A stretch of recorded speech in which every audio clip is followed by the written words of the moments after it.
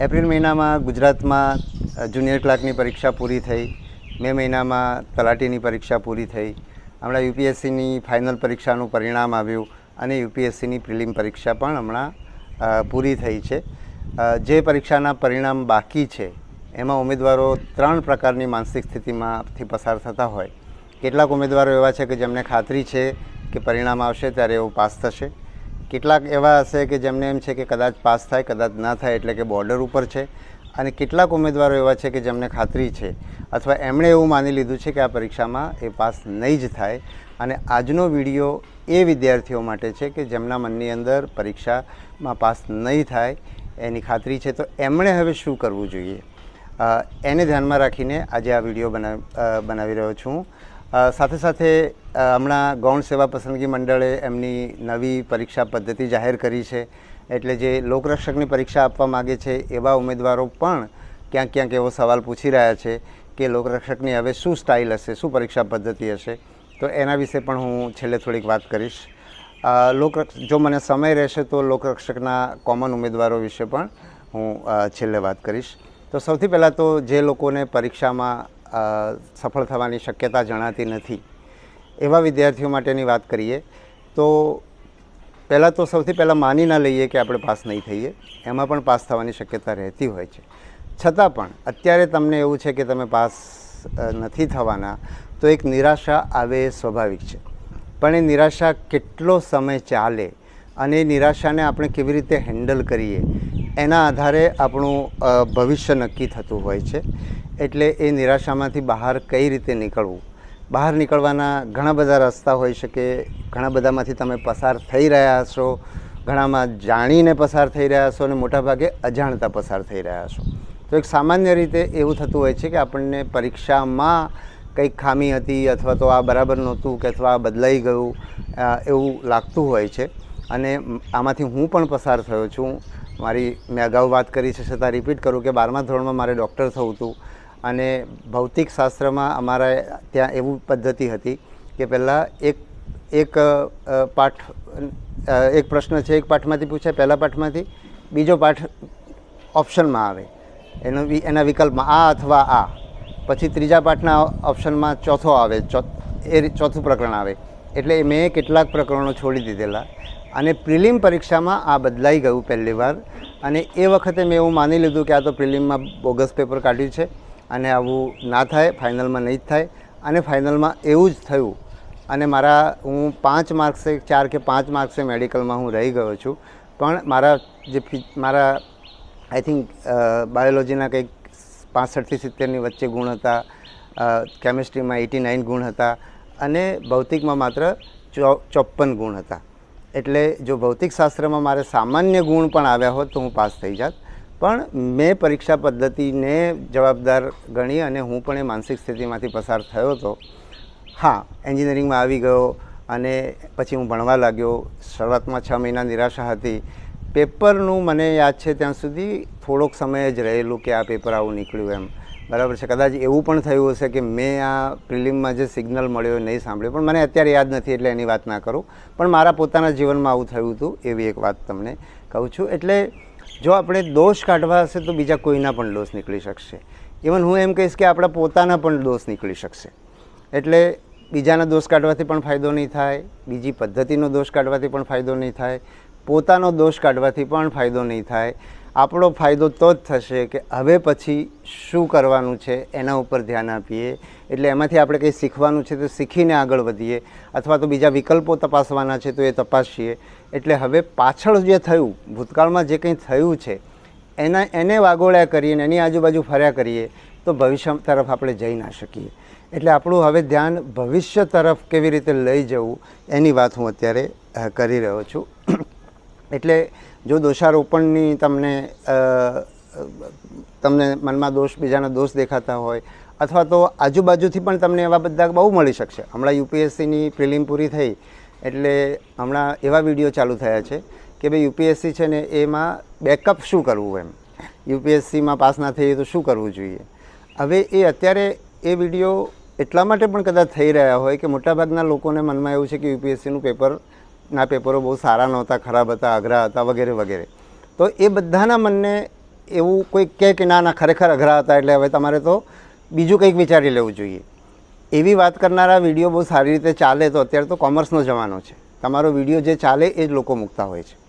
એટલે એવું પણ બની શકે કે તમને આજુબાજુથી બહુ જ બધું મળી શકે કે આમાં તમારી કોઈ ભૂલ નથી અથવા તો આ બધું આવું થયું એટલે આવું થાય છે, પણ એ સાચું છે કે ખોટું છે એમાં જવાને બદલે હવે શું કરવું એના ઉપર, એ સાચું પણ હોઈ શકે, હું એમ નથી કહેતો કે સાચું ના પણ હોય, પરીક્ષા પદ્ધતિમાં ભૂલ પણ હોઈ શકે, એ તલાટીમાં જુનિયર ક્લાર્કમાં પણ તમે કાઢી શકો, પણ એ છે કે નહીં એના કરતાં હવે શું કરવું એના ઉપર ધ્યાન આપવાથી મને લાગે છે કે તમને ફાયદો થશે.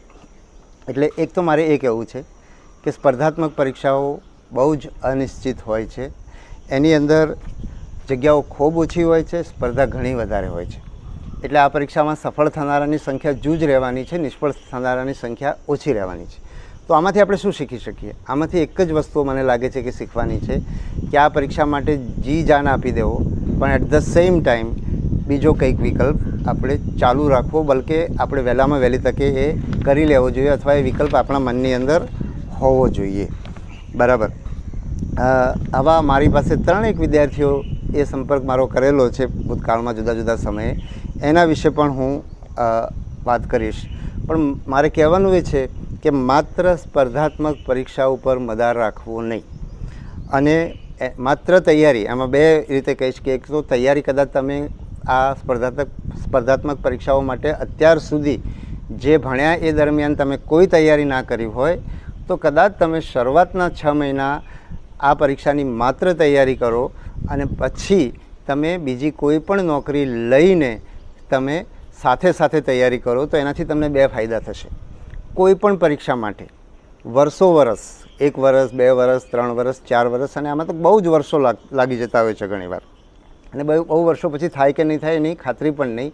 તો સતત આ જ એક પરીક્ષાની તૈયારી જ કરતા રહેવું, એમાં એ શક્ય નથી, અથવા તો એમાં તમારી અસરકારકતા બહુ ઓછી થઈ જશે. કારણ કે રાત દિવસ વાંચ્યા જ કરવું, આ પુસ્તકોને લગતું જ વાંચ્યા કરવું, સ્પર્ધાત્મક પરીક્ષાને લગતું વાંચ્યા કરવું, એટલે એમાં તમારી અસરકારકતા વાંચવાની બહુ ઓછી થઈ જાય. એટલે જો તમે સાથે સાથે બીજું કંઈ કરતા હશો તો તમારો જે સમય વધશે, તમે સવાર સાંજ વાંચતા હશો, તમે તમારા રજાના દિવસે વાંચતા હશો, તો એ બધામાં તમે તમારા સમયનો ઉપયોગ કરતા શીખશો, અને અસરકારક રીતે તૈયારી કઈ રીતે કરવી, કઈ વસ્તુ વાંચવી, વારંવાર પુનરાવર્તન કરવું, અમુક વસ્તુઓ કાઢી જ નાખવી, પરીક્ષાની પદ્ધતિને બરાબર સમજવી, અને ઓછામાં ઓછા પ્રયત્નમાં પરીક્ષા કઈ રીતે સફળ થાય એના ઉપર તમારું ધ્યાન જશે, અને એવું થશે તો તમારી સફળ થવાની શક્યતા વધી જશે. એટલે મારું સૂચન આ છે, અને હું અત્યારે પરીક્ષા આપતો નથી એટલે મારું સૂચન, આમ પણ હું દર વખતે કહું છું કે મારા સૂચનને સૂચન તરીકે જ લેવું, નિર્ણય તમારે કરવો, પણ મને એવું લાગે છે કે સતત તૈયારી કરવાના બદલે સાથે સાથે જો તમે કંઈ કરશો તો સારું રહેશે. મારી પોતાની વાત કરું તો મેં સિવિલ સર્વિસની તૈયારી શરૂ કરી, નોકરીઓ શોધવાની શરૂ કરી, 2 વર્ષ પછી મને નોકરી મળી ગઈ, તો મેં પહેલાં 2 વર્ષ વગર નોકરીએ તૈયારી કરી, અને મને નોકરી મળી ગયા પછી મેં નોકરીની સાથે સાથે તૈયારી કરી. નોકરીની સાથે તૈયારી કરવાનો ફાયદો એક મેં તમને કીધો. બીજો ફાયદો તમને એ છે કે તમે કોઈ પણ જગ્યાએ કામ કરતા હશો ને તો તમારું વસ્તુઓને સમજવાની આવડત વધશે, તમારો આત્મવિશ્વાસ વધશે. કોઈ પરીક્ષામાં ઇન્ટરવ્યૂ હશે તો ઇન્ટરવ્યૂ આપવામાં પણ તમારી ક્ષમતા વધશે. પરીક્ષામાં માહિતી આધારિત પરીક્ષાઓ ન હોય અને જેમાં તમારા મગજને એપ્લાય કરવાનું થાય અને સમજના આધારે તમારે ગેસવર્ક કરવાનું થાય, તો એમાં તમે જે જીવનનો બીજો જે અનુભવ લીધો હશે એનો ઘણો ફાયદો થશે. તો આ બીજા નંબરનો ફાયદો થયો નોકરી કરતાં તૈયારી કરવાનો.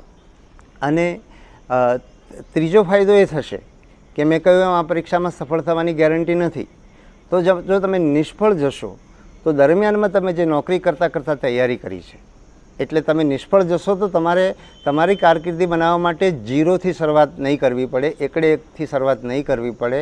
તમે ક્યાંક ને ક્યાંક નોકરી કરી છે એનો અનુભવ તમને આગળ વધવામાં કામ લાગશે, એ અનુભવ તમને કોઈ વ્યવસાય કરવો હશે તો પણ કામ લાગશે, એ અનુભવના આધારે તમે બીજી કોઈ નોકરી પણ પ્રાઇવેટ ક્ષેત્રની અંદર પણ મેળવી શકશો. બીજી મારે વાત કરવી છે કે મોટાભાગના વિદ્યાર્થીઓ કોચિંગ ઉપર આધાર રાખે છે. એટલે એમાં મારે એ કહેવું છે કે કોચિંગ તમને કંઈક અંશે ઉપયોગી થઈ શકે, પણ કોચિંગના આધારે પરીક્ષા પાસ થઈ શકે નહીં એવું મારું બહુ સ્પષ્ટપણે માનવું છે. હું ખોટો પણ હોઈ શકું, એટલે હું એવો દાવો નથી કરતો કે હું વાત કરું છું સાચું કરું છું, પણ હું જે સમજું છું એ હું તમને કહીશ કે કોચિંગ છે એ તમને એક લાકડી કે એક ટેકો આપી શકે. તમારે તમારા પગ ઉપર ઊભા રહીને વિષયોને સમજવા પડશે અને પરીક્ષાને પણ સમજવી પડશે ને એ રીતે તમારે પરીક્ષાની તૈયારી કરવી પડશે. એક એવો વિદ્યાર્થી હોય કે જેને કંઈ આવડ્યું નથી, અત્યાર સુધી શાળામાં જે કંઈ ભણ્યા છે એ માં પણ બરાબર સરખી રીતે ભણ્યા નથી, અથવા આપણે જે ભણાવીએ છીએ શાળાઓમાં કોલેજોમાં એ સ્પર્ધાત્મક પરીક્ષાઓ માટે બહુ ઉપયોગી છે એવું પણ નથી. એ વાત સાચી જ છે કે એટલે સ્પર્ધાત્મક પરીક્ષા માટે એક જુદી જ તૈયારી આપણી જે સામાન્ય શિક્ષણ વ્યવસ્થાથી અલગ એવી તૈયારીની જરૂર પડે છે. એટલે એ તૈયારી કાં તો તમે જાતે શરૂ કરી શકો, અથવા એ તૈયારી કેવી રીતે શરૂ કરવી એના માટે શરૂઆતના સમયમાં તમે કોચિંગમાં જોઈન કરી શકો. પણ એ કોચિંગના આધારે તમે પાસ નહીં કરી શકો. કોઈ પણ કોચિંગ હોય, મને લાગે છે કે મેડિકલ અને એન્જિનિયરિંગમાં જે એડમિશન છે એના કોચિંગ કદાચ એમાં કોચિંગ બહુ અસરકારક હોય છે એવું મને લાગે છે, પણ બાકીની સ્પર્ધાત્મક પરીક્ષાઓની અંદર મને નથી લાગતું કે કોચિંગના આધારે તમે પાસ થઈ શકશો. તમારે તમારી રીતે વસ્તુઓને સમજવી પડશે અને ખાસ કરીને પાઠ્યપુસ્તકો વાંચવા પડશે. એનસીઈઆરટીના પાઠ્યપુસ્તકો વાંચવા પડશે અને એનસીઈઆરટીના પુસ્તકો હિન્દીની અંદર પણ મળે છે, એટલે ગુજરાતી વિદ્યાર્થીઓ એનસીઈઆરટીના પુસ્તકો વાંચી શકે. સદનસીબે અમુક વિષયોની અંદર ગુજરાતમાં પણ એનસીઈઆરટીના પુસ્તકો દાખલ કર્યા છે, અને કમનસીબે જે ખરેખર હ્યુમેનિટીઝ કહીએ કે માનવ વિદ્યાઓ છે, એટલે કે આર્ટ્સના વિષયો છે એના, એટલે સમાજશાસ્ત્ર છે, પોલિટિકલ સાયન્સ છે, એમાં બધામાં એનસીઈઆરટીના પુસ્તકો ગુજરાતની શાળાઓની અંદર કમનસીબે હજુ સુધી નથી આવ્યા, એટલે તમારે હિન્દી પુસ્તકો વાંચવા પડે. એ સિવાય અન્ય રાજ્યોની અંદર જે સ્પર્ધાત્મક પરીક્ષા હિન્દી મીડિયમમાં આપી રહ્યા છે એ વિદ્યાર્થીઓના પુસ્તકો પણ તમે આપણી પરીક્ષાઓ માટે વાંચશો તો તમને હિન્દીની અંદર પણ આ પુસ્તકો ઉપલબ્ધ થઈ જશે. કોચિંગનો એક લાભ એવો થતો હોય છે કે એક વાતાવરણ ત્યાં પૂરું મળતું હોય છે. તમે ઘરે બેસીને તૈયારી નહીં કરી શકો. તમે શાળામાં ના ગયા હો તો કદાચ તમે ભણી ના શક્યા હોત, શાળા કોલેજમાં ના ગયા હોત તો તમે ભણી ના શક્યા હોત, અપવાદો હોઈ શકે, પણ મોટાભાગે કોચિંગની અંદર એક વાતાવરણ મળતું હોય છે, એટલે એ લાભ ખરો. પણ એ લાભ તમારે કેટલા સમય સુધી લેવો, અથવા તો એનો વિકલ્પ તમે મિત્રો ગ્રુપ બનાવીને કરી શકો. મોટાભાગે વિદ્યાર્થીઓ નિષ્ફળ જાય છે ગ્રુપ બનાવવામાં. બધાને પોતાની પદ્ધતિથી વાંચવું હોય છે અને પોતાની પદ્ધતિથી વિષયો પસંદ કરતા હોય છે અને વાંચતા હોય છે. એની જગ્યાએ જો તમે એકબીજાને થોડા ઘણા એડજસ્ટ થાવ, જે રીતે તમે કોચિંગ સાથે એડજસ્ટ થાવ છો એ જ રીતે જો તમે ગ્રુપ બનાવીને વાંચશો તો તમે તમારું કોચિંગ સર્કલ ઊભું કરી શકો અને એ તૈયારી કરશો તો તમને એમાંથી ઘણો ફાયદો થશે. તો મને એક આ જે બેઝિક તૈયારીની વાત, અને જે પણ લોકો નિરાશ થયા છે એ સૌથી પહેલાં તો કોઈકને કોઈક કારકિર્દીનો બીજો વિકલ્પ પસંદ કરી દે. તમને કદાચ હવે લોકરક્ષકની પરીક્ષા આપવાની થાય એનું એ જો એની જાહેરાત આવે તો, ગૌણ સેવાએ તો ઓલરેડી જાહેરાત આપી જ છે, તો એ બધાની તૈયારી તમે નોકરી કરતાં કરતાં કરી શકશો. દોડવાની તૈયારી પણ તમે નોકરી કરતાં કરતાં કરી શકશો, અને મેં કહ્યું એમ તમે અસરકારક રીતે કરી શકશો. અને તમારે ઓછા સમયની અંદર વધારે સારી તૈયારી કરવી હશે તો તમારે તમારી જાતને બહુ ઘડવી પડશે. એટલા માટે પણ મને લાગે છે કે તમારે બીજો વિકલ્પ શોધી લેવો જોઈએ. સાથે સાથે મારે એ પણ કહેવું છે કે આપણે ત્યાં સ્પર્ધાત્મક પરીક્ષાઓની અંદર મોટા ભાગે ગરીબ અને મધ્યમ વર્ગના બાળકો આવે છે, અને એ વર્ગના લોકો બીજો વિકલ્પ જોતા નથી એવું મને લાગે છે. એટલે કે માત્ર સરકારી નોકરી જ શું કામ વિકલ્પ હોઈ શકે. અને એ હું ખાસ કરીને એમાં એવા વિદ્યાર્થીઓ માટે કહીશ કે એન્જિનિયરિંગના વિદ્યાર્થીઓ પોલીસ કોન્સ્ટેબલમાં આવતા હોય એવું પણ મેં સાંભળ્યું છે. મારે ત્યાં અહીંયા ડીજી ઓફિસમાં એક આઉટસોર્સિંગ એજન્સી અમને મેન પાવર પૂરો પાડે છે, તો અમારે ત્યાં એક 7,000ની નોકરીમાં એક એન્જિનિયર જોવા મળે છે. તો ઘણી બધી જગ્યાએ આવા એન્જિનિયરો જોવા મળે છે. હું એમ નથી કહેતો કે તમે સ્પર્ધાત્મક પરીક્ષા ના આપો, તમારો અધિકાર છે ને તમે આપો, પણ સાથે સાથે તમે જો એન્જિનિયર છો તો તમે તમારી એન્જિનિયરિંગનું કામ કરતાં કરતાં જો તમે આપશો તો તમે સ્પર્ધાત્મક પરીક્ષાનું મેં કહ્યું એમ તમે અસરકારક રીતે તૈયારી કરી શકશો. અને જો તમે સ્પર્ધાત્મક પરીક્ષામાં પાસ નહીં થાવ તો તમે એન્જિનિયરિંગમાં જે કામ કર્યું છે એની અંદર તમને વધારે તમારો અનુભવ થઈ ગયો હશે, એ તમને કામ લાગશે.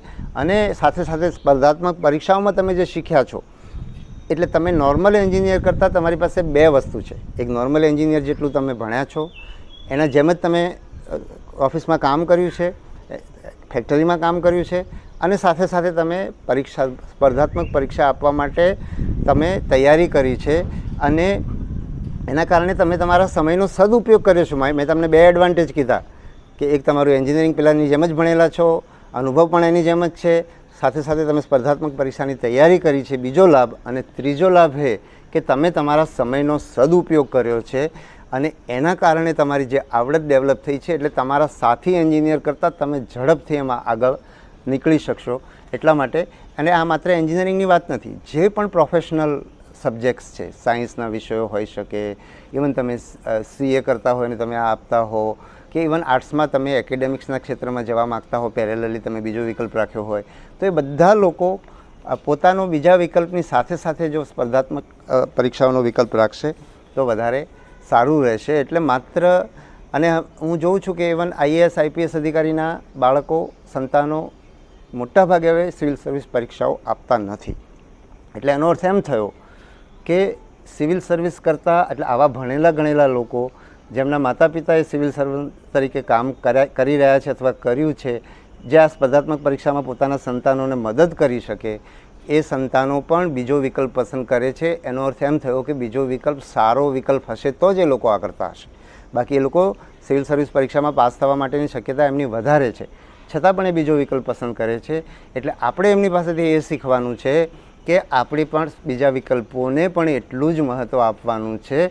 અને છતાં પણ સ્પર્ધાત્મક પરીક્ષા આપવાનો તમને અધિકાર છે અને તમારે આપવી પણ જોઈએ. એનું બીજું કારણ પણ હું કહીશ કે કામ કરવાનો, સમાજમાં ફેરફાર લાવવાનો, લોકોની સેવા કરવાનો જે વિકલ્પ સિવિલ સર્વિસમાં, એટલે કે ક્લાર્કથી માંડીને IAS અધિકારી સુધીમાં જે છે, એવો એટલો મોટો સ્કોપ, એટલો મોટો ફલક બીજા ક્ષેત્રમાં, બીજા કોઈ પણ પ્રાઇવેટ ક્ષેત્રમાં નથી. અથવા તો છે તો અપવાદરૂપ છે, અથવા તો હું એમ કહીશ કે બીજા બધામાં પણ હોઈ શકે. એક ડૉક્ટર પણ સેવા કરી શકે, એક શિક્ષક પણ સેવા કરી શકે, એક IT એન્જિનિયર પણ સોફ્ટવેર બનાવીને લોકોના જીવન બદલી શકે. એટલે આપણે એવું ના કહીએ કે બીજા વ્યવસાયોમાં નથી, પણ સરકારમાં એ છે, એની ખાતરી છે અને મોટા ફલક ઉપર છે, એમાં કોઈ શંકાને સ્થાન નથી. એટલે તમે એ ભાવ સાથે જો તમે સિવિલ સર્વિસના કોઈ પણ ક્ષેત્રની અંદર, સરકારી નોકરીના કોઈ પણ ક્ષેત્રમાં આવશો તો એ તમારા તરફથી તમારા માટે એક જીવન ભર્યું રહેશે. તમે બહુ મોટું યોગદાન કરશો, તમે દેશ બદલી શકશો અને સાથે સાથે તમને બહુ સંતોષ થશે અને સમાજમાં તમારું સ્થાન પણ, તમે બીજાના માટે ઉદાહરણરૂપ બનશો. એટલે હું એવું કહીશ કે ચોક્કસ તમે સિવિલ સર્વિસ માટે પ્રયત્ન કરો, પણ સાથે સાથે બીજા વિકલ્પો પણ તમે ચાલુ રાખો. હવે હું 2-3 લોકો જે મારો સંપર્ક કર્યો હતો એમને મેં જે માર્ગદર્શન આપ્યું હતું એ હું તમને કહું છું, જેથી કરીને તમને પણ કદાચ એમાંથી માર્ગદર્શન મળે. તો એક એવા ભાઈ હતા કે જેમણે મને એક મેસેજ કરેલો, જે PSIની પરીક્ષા માટે બહુ તૈયારી કરી અને એમાં સફળ ના થયા અને કોઈક વ્યવસાયની અંદર પોતાના વ્યવસાયમાં લાગી ગયા અને એમણે કીધું હું બરાબર સારું કમાઉં છું, હવે મને કારકિર્દીની ચિંતા નથી કે હું મારું જીવન બરાબર નહીં ચલાવી શકું, એવી હવે ચિંતા નથી. પણ મેં PSIની પરીક્ષા આપવાની મને બહુ ઈચ્છા હતી, મારે PSI થવું હતું. મેં ઘણા બધા લોકોને PSI થવાનું કીધું છે અને હું અત્યારે નથી થયો, તો હવે નેક્સ્ટ PSIની પરીક્ષા મારે આપવી જોઈએ કે કેમ? તો મેં એમને જે જવાબ આપ્યો હતો એ આપ્યો હતો કે જો તમે વ્યવસાયની અંદર સરસ રીતે સેટ થઈ ગયા હો અને તો તમે લોકોને કેવી રીતે મોઢું બતાવશો. મોટા ઉપાડે કહ્યું હતું કે મારે PSI થવાનું છે અને તમે નથી થઈ શક્યા, તો એવું તો લોકો શું કહેશે, એ વિચારે તમે તમારો કોઈ નિર્ણય નહીં કરતા. જીવનની એક કારકિર્દીનો નિર્ણય હોય, એ લગ્નનો નિર્ણય હોય કે જીવનનો બીજો કોઈ પણ નિર્ણય હોય, લોકો શું કહેશે એના આધારે નિર્ણય નહીં કરો, અથવા તો એના આધારે તમે નિર્ણય કરશો તો રિમોટ બીજાના હાથમાં રહેશે અને તમે એમના નચાવ્યા નાચ્યા કરશો. એટલે જો આ રીતે તમે કોઈ કારકિર્દી પસંદ કરશો નહીં. એ જ રીતે એક બીજા ભાઈ હતા જેમણે મને એવું કહ્યું હતું કે એ લોકરક્ષકની પરીક્ષામાં નાપાસ થયા હતા, મારી પાસે આવ્યા અને એમણે કીધું કે સાહેબ પરીક્ષા તો તમે સરસ લીધી હતી પણ હું પાસ નહીં થયો. અને એ સરસ લીધી હતી, એ કદાચ એમણે મને સારું લગાડવાય કીધું હોય અથવા અંદરથી એવું માનતા હોય, મને ખબર નથી. પણ મેં એમને જે આપ્યું હતું, એટલે અને એ પોતે ઇલેક્ટ્રિકલ એન્જિનિયર હતા, એટલે એમનો પ્રશ્ન એ હતો કે મારે હવે નોકરી કરતાં તૈયારી કરવી જોઈએ કે મારે હું આમાં તૈયારીમાં જ ધ્યાન આપું. તો એમને પણ મેં નોકરી કરતાં તૈયારી કરવાનું કહ્યું હતું ને એના કારણો મેં તમને આગળ વિડીયોમાં કીધો છે.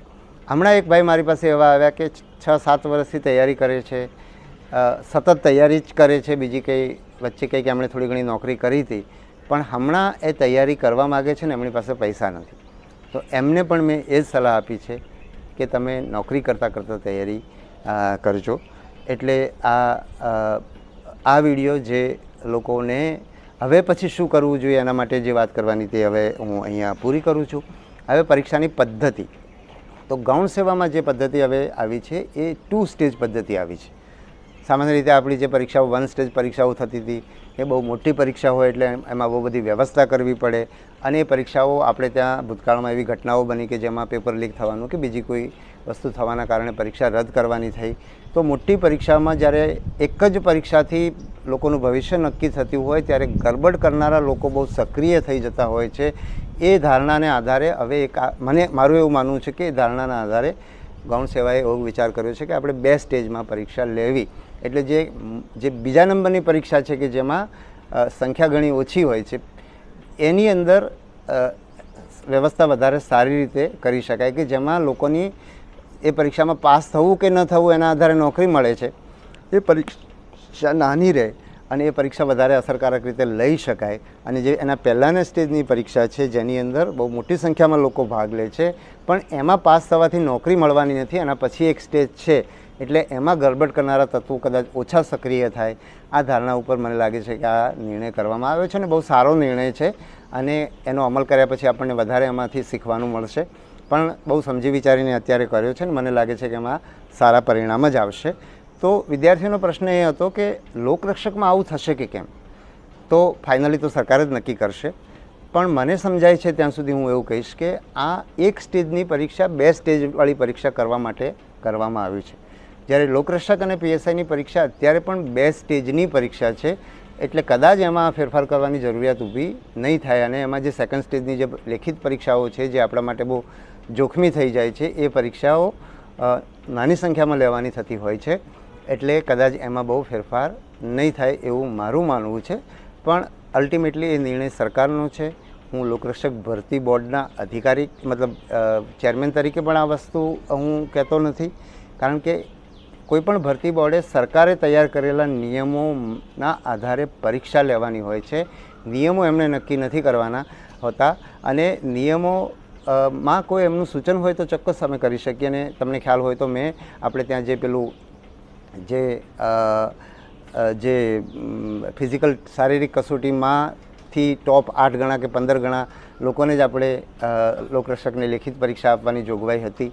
એમાં મેં જ સૂચન કર્યું હતું અને સરકારે એ સૂચન સ્વીકાર્યું, અને જે પણ લોકો શારીરિક કસોટીમાં પાસ થઈ જાય છે એ બધા લેખિત કસોટી આપી શકે એવો એક ફેરફાર આપણી ગઈ ભરતીની અંદર થયેલો હતો, ભરતીની જાહેરાત આપતા પૂર્વે. એટલે ભરતી બોર્ડની ટૂંકમાં હું આ વાત ફરી એટલા માટે કહી રહ્યો છું કે હું આ જે વાત કરી રહ્યો છું એ કોઈ આધારભૂત માહિતી નથી. એટલે એના આધારે તમે મતલબ એવી અપેક્ષા નહીં, એટલે એ કોઈ આધારભૂત માહિતી નથી. હું મારી સમજ તમારી સામે રજૂ કરી રહ્યો છું. તમે બધી માહિતીના આધારે તમારો પોતાનો નિર્ણય કરજો. હવે રહી વાત કોમન ઉમેદવારોની, તો કોમન ઉમેદવારોની રજૂઆત એવી છે, એવું હું ઘણીવાર સાંભળું છું કે તમે બધા પરીક્ષા પરિણામો બહુ વહેલા આપી દીધા, એકસાથે આપી દીધા એટલે અમે બધા રહી ગયા. તો મારે એમ કહેવું છે કે એ વાત સાચી નથી. આ પરીક્ષામાં કોઈ વેઇટિંગની જોગવાઈ હતી નહીં, એટલે પીએસઆઈમાં કોઈ જગ્યા ખાલી પડે છે તો એ ખાલી રાખવાની જે જોગવાઈ હતી એમાં કોઈને બીજાને લેવાની જોગવાઈ નહોતી. અને જે કોમન ઉમેદવારો માગણી કરી રહ્યા છે કે અમને વેઇટિંગ ઓપરેટ કરો ને અમને આમાં જગ્યા આપો, તો એમનો આ પરીક્ષામાં એ પાસ નથી થયા, એટલે એમનો આ પરીક્ષામાં કોઈ અધિકાર નથી બનતો. આપણે એમના માટે હમદર્દી સરકારે રાખીને હમદર્દી રાખી શકાય, બરાબર છે.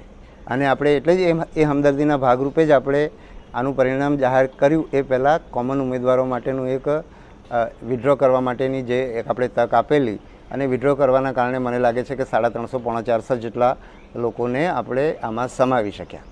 અને કોઈ એવું કહેતું કે હવે બહુ મોટી સંખ્યા બાકી છે, તો એની સાથે પણ હું સંમત નથી. મારી દ્રષ્ટિએ 350-400 લોકો, વધીને 400 લોકો, 400થી બહાર આંકડો ના જવું જોઈએ એવું મારું માનવું છે. પણ હું કોઈ ડેટા એનાલિસિસ કરીને એના આધારે આ વાત કરતો નથી. પણ આટલા લોકોથી વધારે કોમન ઉમેદવારો નથી. અને પરીક્ષાની જે જાહેરાત પડી એમાં માત્ર જે લોકો પાસ થાય અથવા જેટલી જગ્યાઓ છે એટલા જ ઉમેદવારો લેવાની જોગવાઈ હતી, અને એક જ વાર લેવાની જોગવાઈ હતી. એનો કોઈ વેઇટિંગ ઓપરેટ કરવાની જોગવાઈ નહોતી. એટલે એમનો આ અધિકાર બનતો નથી. એમને સરકારી જે અગાઉ મેં કીધું એમ આપણે જે એકતા કાપી અને વિડ્રો કરવા દીધું એના કારણે 350-400 લોકોને નોકરી મળી, તો એ એક બોનસ છે વિદ્યાર્થીઓ માટે. અને એના કારણે સરકારને એક ફાયદો થતો હોય છે કે એમને તરત આ જગ્યાઓ ભરાઈ જાય. પણ એ અધિકાર બનતો નથી, એ હું સ્પષ્ટ કરું. એટલે તમને મળશે એની મને ખાતરી નથી. અને જે રીતે તમે લોકો માગણી કરી રહ્યા છો એ રીતે મારી હમદર્દી હવે તમારી સાથે હોવાની જગ્યાએ ભવિષ્યની ભરતીમાં આવનાર ઉમેદવારો તરફ છે. મારે સાચી વાત તમને કહેવી જોઈએ કે જે રીતે તમે એને અધિકાર તરીકે જતાવી રહ્યા છો અને તમને અન્યાય થઈ રહ્યો છે એ રીતે જતાવી રહ્યા છો, તો હું એમ કહીશ કે તમને તમારા માટે પૂરેપૂરી હમદર્દી છે. તમારી જગ્યાએ હું પણ જો બોર્ડર ઉપર હોઉં તો મને પણ એમ થાય કે નોકરી મળે. પણ તમે જે રીતે કરી રહ્યા છો એ પ્રમાણે મારી સહાનુભૂતિ તમારા માટે ઓછી થતી જાય છે. અને મને એવું થાય છે કે અત્યારે તમને 300 જણને કે 400 જણને નોકરી આપીએ એના કારણે છે આવતા વર્ષમાં કે ગમે ત્યારે લોકરક્ષકની જે જાહેરાત આવવાની છે એ જે ઉમેદવારો છે એ ઉમેદવારોની તક એટલી ઓછી થાય છે. એટલે આપણે એ રીતે સમજવું પડશે કે તમને જે, અને કોઈ પણ પરીક્ષાની અંદર અથવા કોઈ પણ ભરતીની અંદર ભરતી જાહેર થયા પછી નિયમોમાં ફેરફાર કરવો જોઈએ નહીં. અને ઘણા બધા સુપ્રીમ કોર્ટના એવા જજમેન્ટ પણ છે કે પાછળથી ફેરફાર કરો છો ત્યારે તમે કોઈકને ફેવર કરી રહ્યા છો. એટલે વેઇટિંગ હોવું જોઈએ એવું હું પણ માનું છું. પણ એ વેઇટિંગ પરીક્ષા મતલબ કોઈપણ ભરતી જાહેર કર્યા પહેલાં વેઇટિંગની સ્પષ્ટ વાત હોવી જોઈએ અને એને વળગી રહેવું જોઈએ. કોઈપણ ભરતી પ્રક્રિયામાં પાછળથી જ્યારે ફેરફાર કરવામાં આવે છે ત્યારે કોઈકને ફાયદો થાય છે, કોઈકને ગેરફાયદો થાય છે. અને એના કારણે એક એવી વાતાવરણ ફેલાય છે કે આપણે ગમે તે કહીશું, પ્રેશર કરશું એટલે બધું બદલાઈ જશે. એટલે હું એના પક્ષમાં નથી.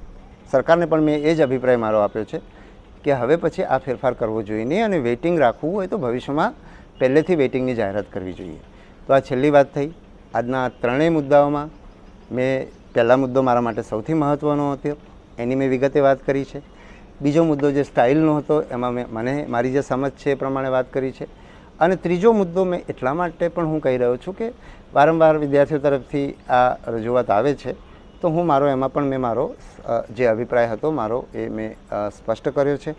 તમને બધાને ખૂબ ખૂબ શુભેચ્છાઓ. જે લોકો આ પરીક્ષામાં સફળ નથી થવાને એની ખાતરી છે, નિરાશ થયા છે, એ લોકોને પણ કહીશ કે ખૂબ ઝડપથી આગળ વધો. અને અગાઉ પણ મેં ઘણા દાખલા સાથે કીધું હતું કે કોઈ પણ નિષ્ફળતા કાયમી નથી હોતી, કોઈ પણ સફળતા પણ કાયમી નથી હોતી. એક આઈએએસ અધિકારી તરીકે પસંદ થયેલા લોકો પણ સફળ તો ત્યારે જ થાય છે કે જીવનમાં આઈએએસ અધિકારી તરીકે સરસ કામ કરે. એ જ રીતે કોઈ પણ નિષ્ફળ થયેલો વ્યક્તિ કાયમ માટે નિષ્ફળ હોતો નથી. નિષ્ફળ થયેલા લોકો, એક વખતે નિષ્ફળ થયેલા લોકો જીવનમાં ખૂબ આગળ વધ્યાના દાખલાઓ આપણી સામે છે. બલકે જો એમને એક નાનકડી નોકરીની જગ્યાએ એ નોકરી ન મળવાના કારણે એ બીજા કોઈ ક્ષેત્રોની અંદર એટલા બધા આગળ વધ્યા છે જે નોકરીમાં લાગવાથી કદાચ એ લોકો ના વધી શક્યા હોય, તેવા અસંખ્ય દાખલાઓ આપણી વચ્ચે છે. જરા પણ નિરાશ થયા વિના જો તમે જીવનનો નવો પથ કંડારવા માટેનો પ્રયત્ન કરશો, તમારું ધ્યાન ભૂતકાળ તરફ નહીં હોય અને ભવિષ્ય તરફ હશે, તો તમે ચોક્કસ સફળ થશો. મારી ખૂબ ખૂબ શુભેચ્છાઓ. ધન્યવાદ.